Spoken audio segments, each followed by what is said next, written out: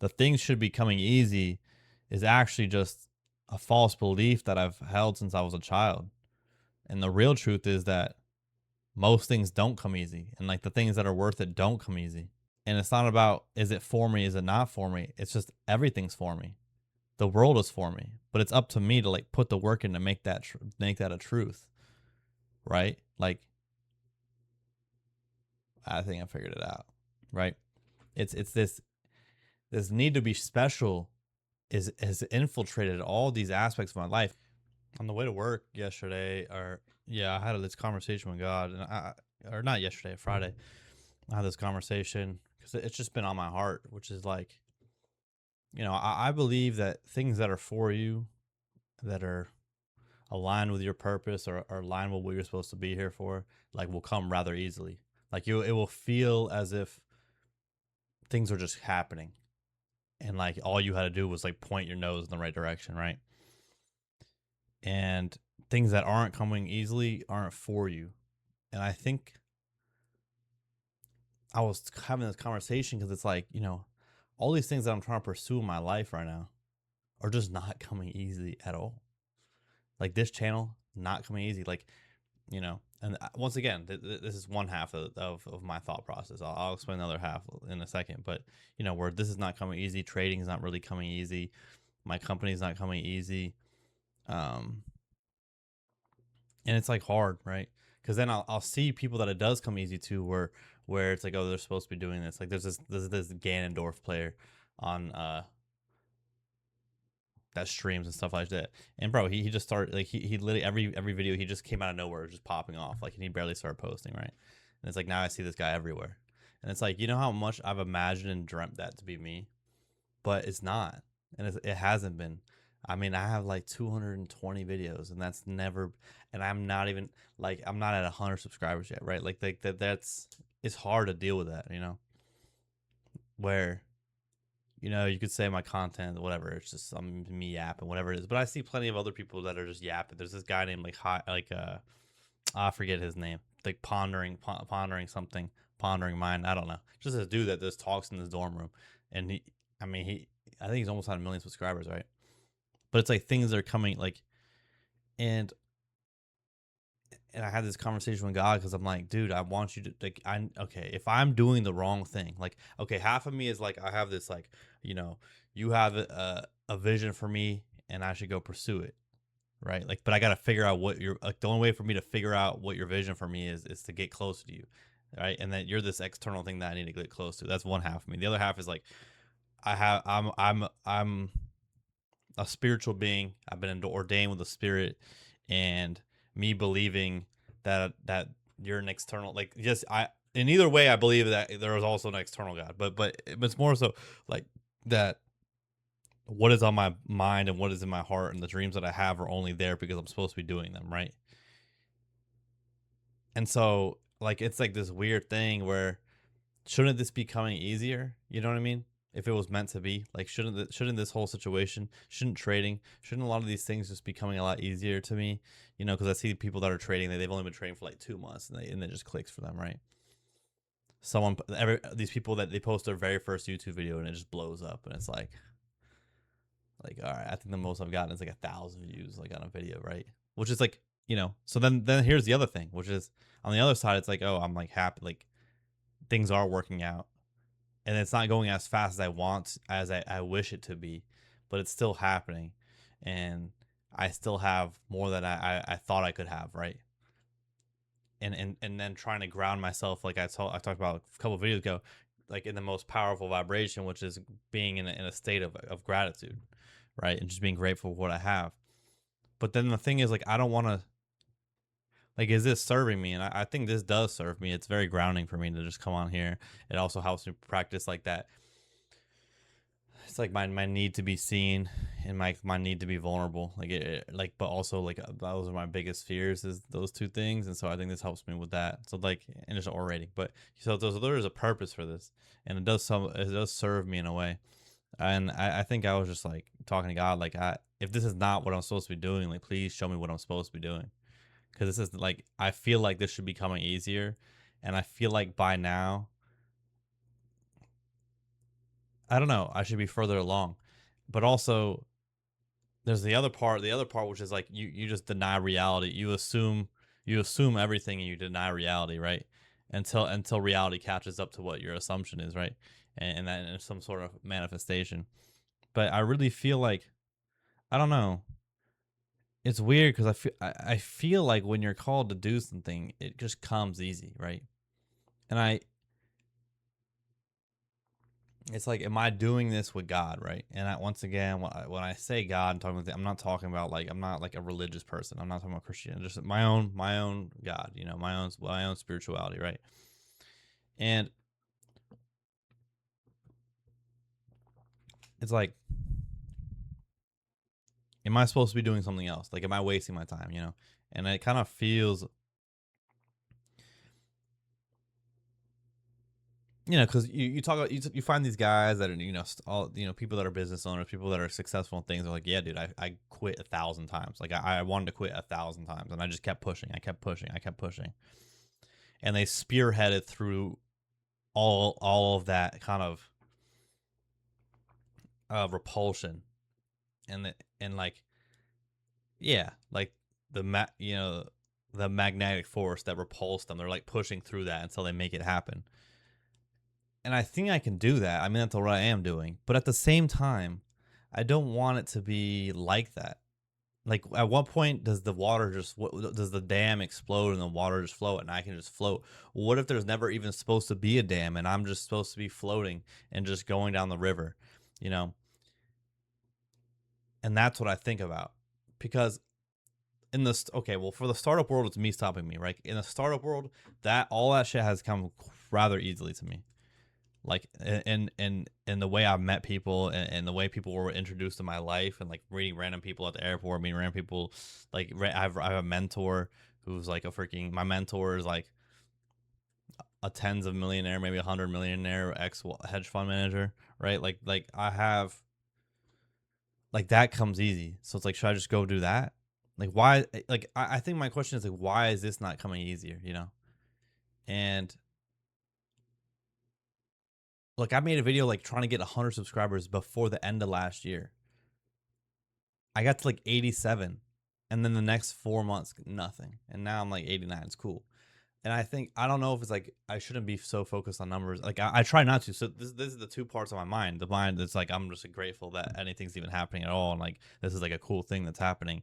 And then the other part of me that's just like, I want this to be happening sooner, like a little, like any sooner, because then yeah, I mean, it's like the envy thing. It's like all that stuff where you just see people post their first video and they just blow up and they have tens of thousands of subscribers. Or like, you know, I see this one guy that makes like YouTube shorts of him playing Melee, and he's like also not good at the game, and it's also just like him just talking and playing Melee, and this guy gets like infinitely more views than me, right? But then I looked at his page, and he had 800 shorts, right? So I got, you know, I got time to go, right? I can carve my path, and my path is gonna look different. I think my point is, though, is I don't want to like, okay, being a YouTuber, being able to trade, being able to be good at Melee, all these things that have been dreams of mine. Are they my dreams, or are they God's dreams? You know what I mean? And are they dreams of the flesh, or are they dreams of the spirit? And I think that's what I'm trying to tackle. Because if they're dreams of the flesh, I don't want to be doing them anymore, right? Like, and am I allowing God in this journey, or like, because I'm not am I externally like letting God on the journey, or is God already on the journey, because, you know, God is within me and I am God, and you know, I'm a spirit and I'm a spirit, and like the only reason I'm able to even talk about these things is because my level of consciousness or something like that, right? Like I'm these all these videos are already endowed with some sort of spiritual energy, right? But just because I'm here and I'm talking, you know. Except for those videos where it's about I hate myself and all that shit. That's just straight ego shit, right? Like that's the flesh, right? And so I don't know how to deal with this. I obviously didn't receive any answers when I had this, when I was talking to God about it. I'm waiting to see an answer. Because sometimes, you know, the doubt, it's not even the doubt. Doubt is like the wrong word for it, because it's not, I don't doubt that if I keep doing this, something will happen. That's not the thing. It's just, I don't want to feel like that the reason it's so hard and that it feels like at times I'm not really moving, or if like, or the reason that it feels so difficult is because it's not for me. Like I don't, you know, I don't want that to be the case. But then you're like, go back into like the human thing where anything can be for you and you just have to make it. And, you know, everyone goes through this and like all this type of shit. But I'm sorry, dude. I really believe, and I've heard people talk about it and I've seen it with my own eyes. I really believe that what's for you and like what you've been ordained to do will come rather easily, and things will just like blossom like a fucking oyster. Like the world is an oyster if you're doing the like when you finally figure out what you're supposed to be doing, it will just come so easily, and things will just move quickly. And figuring out what that thing is a lot of times is finding that spiritual relationship and being able to sit and listen. And I don't know, I'm trying to listen. I try to sit and listen, but you know, it's like the same thing with um like there's this guy.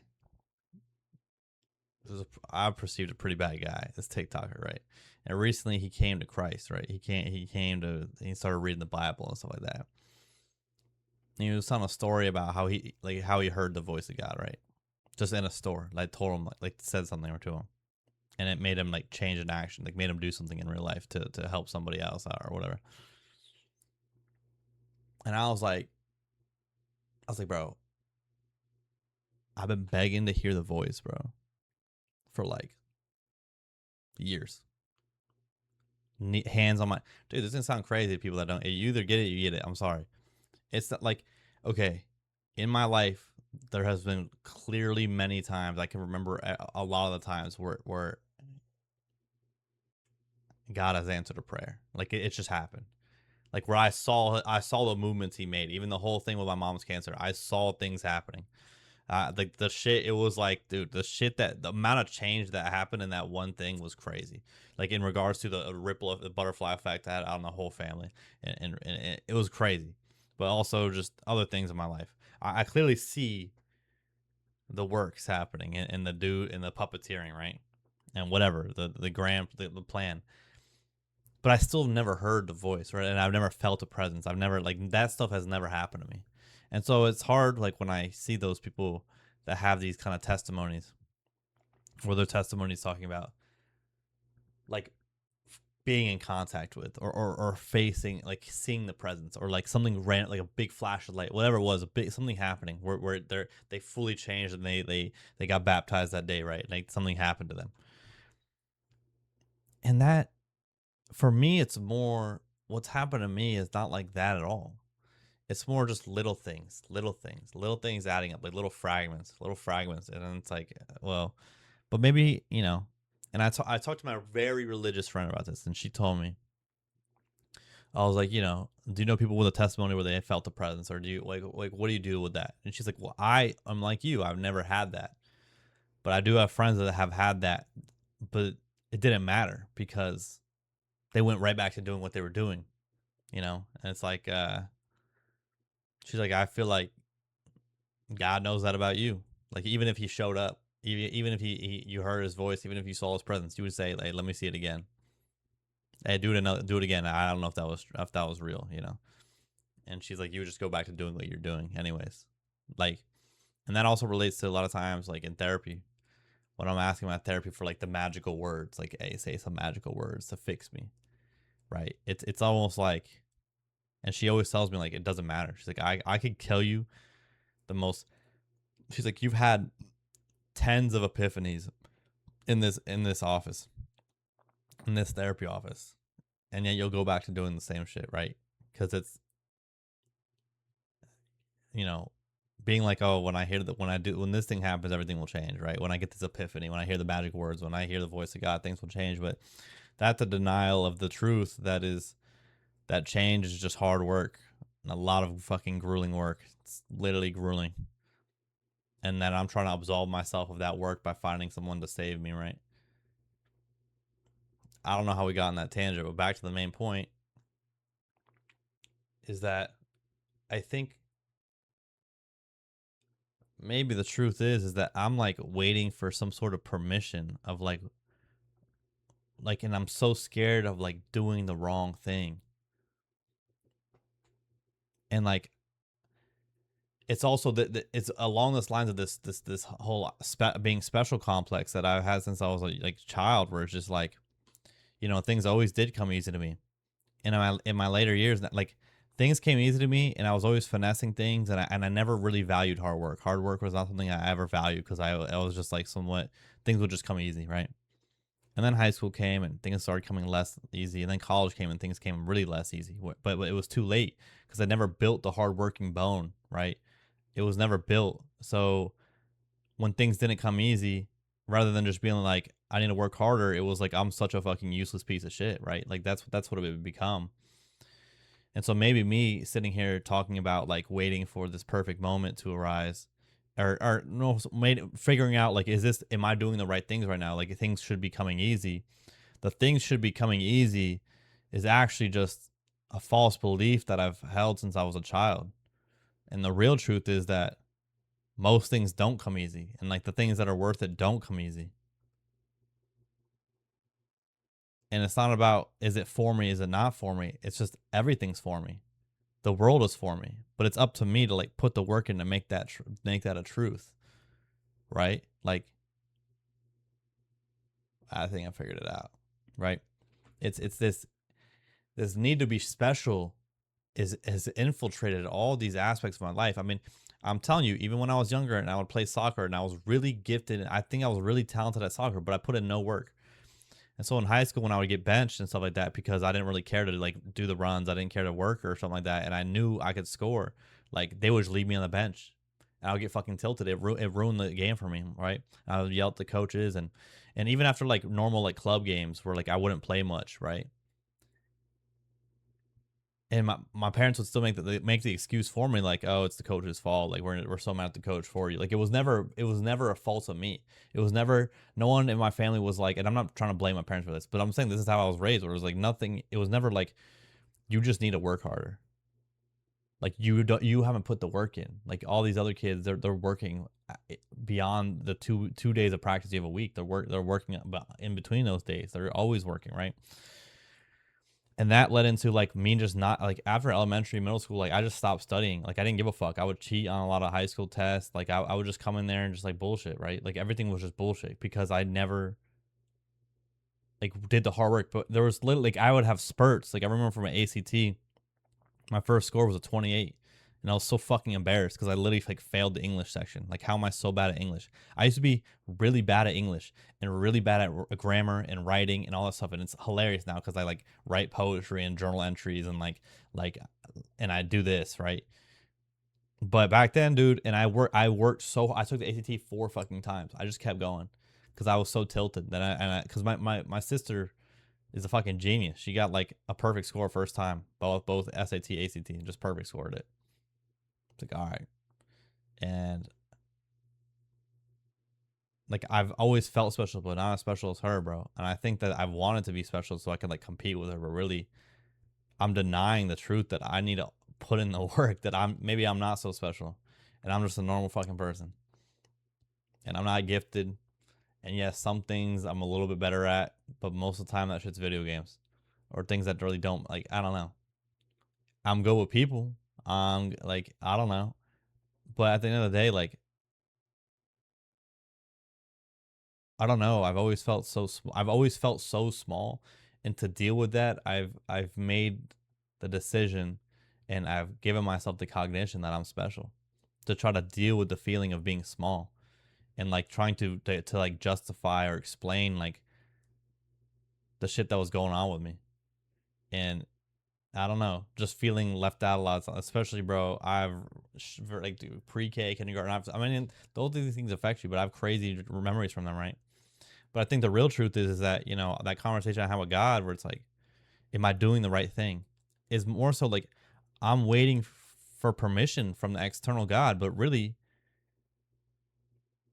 if y'all believe, like, whatever, even the Jesus thing, the death of Jesus, the whatever, all that, whatever, even the Holy Spirit, whatever you believe in, if you just believe in you're a spiritual being, I think that is God's